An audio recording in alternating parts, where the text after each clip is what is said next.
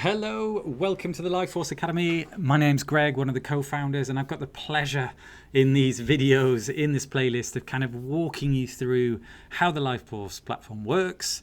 Just a couple of tips before you kind of sort of dive in. I would recommend finding yourself sort of a quiet space, maybe using some headphones, have some pen and a paper ready just to jot down notes, get ready to pause, try it yourself, and work through the videos in your own time. I do recommend starting at the top, number one, and just kind of going through them in that chronological order.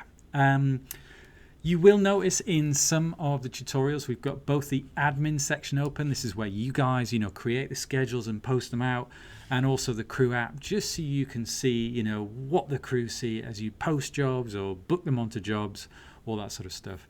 I hope you enjoy them. If you do get sick of my voice, feel free to kind of reach out through support with questions or read the written guides in the support section.